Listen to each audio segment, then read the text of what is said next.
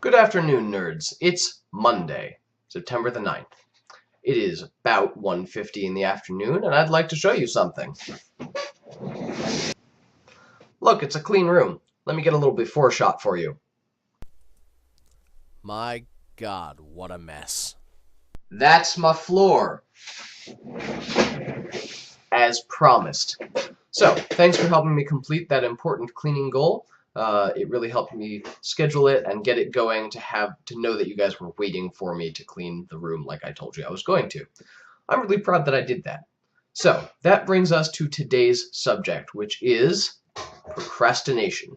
So, Rob, last week you asked about tips for overcoming procrastination. And I'd like to hear some from you, too, because you just asked the question, but I'd like to hear some answers from you as well. Things that you've tried, things that have worked, things that have failed miserably. And Nate, I'm curious about your own answers as well. So here's the context in which I'm thinking about procrastination. Like Nate, I have attention deficit disorder, primarily the attention deficit part, primarily inattentive type, that's what it's called. And so maintaining my attention and avoiding procrastination is a major thing I struggle with all the time. My context for thinking about procrastination is thus in that kind of realm, in the thinking about ADD and books about that and that kind of thing. So that's where I'm coming from.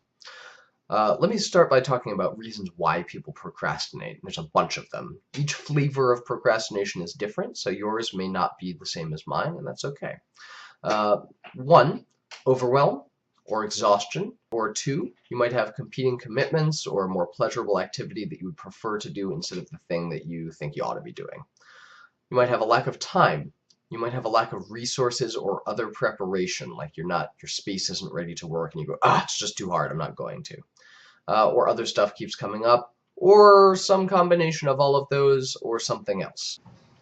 And here are some things that you can do about it. I've made a list, and I really know a lot about this because I've been thinking about it for a long time. For one, actually schedule the activities you need to do. That's really important. It's one I'm very, very bad at, but I'm trying to get better. You get up in the morning, think about the things that you would like to accomplish that day. Look at the things that you already have time blocked out for, like going to classes, or sleeping, or taking a shower, or whatever. Think about how much time you have left and what you'd like to do in those times. Actually write down the thing that you're assigning to each time block. This is my hand. It can really help if you write down specific, like from 9 to 11, this is the thing I'm working on. Just saying, oh yeah, I should do that, really doesn't tell your brain that you're going to, and it doesn't get you ready to do it. Break the things you need to do down into small, clear steps. One of the quotes that I like from this guy named David Allen, who's kind of an organizational guru thinking guy, is you don't do a project.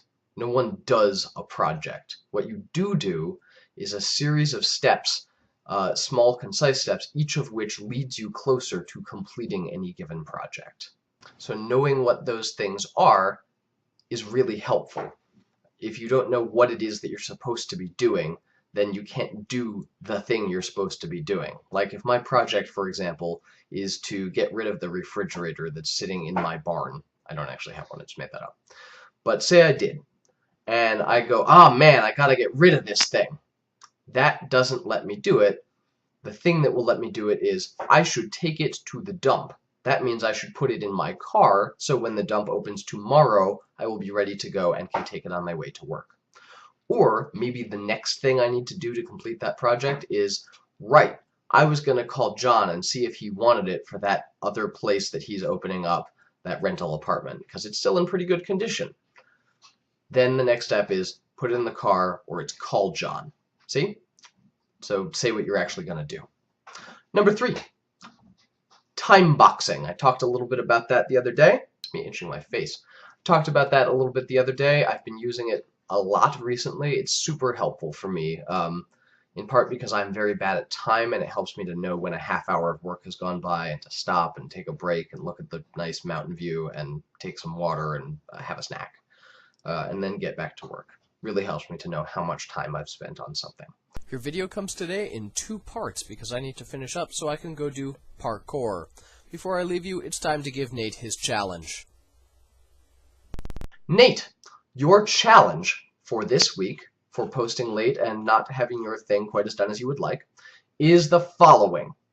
You must eat at least 2 meals in public during the next week where you use only a knife, so no hands or other utensils. The type of knife, butter knife, steak knife, short sword, or whatever, is up to you. The location must be a place where this is not the norm, so no Ren fairs. This is me pointing properly at the screen. You must film the events and gather audience reaction or feedback to your strange behavior. If no one comments, you must solicit feedback on your technique, enough to get at least 3 on-air interviews and reviews from other people.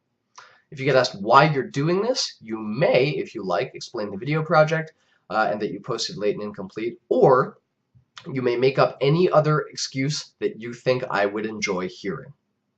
Due at 9 p.m. 9 p.m. Next week, Monday, the 16th, so on my video day. You have 1 week to do it. Enjoy!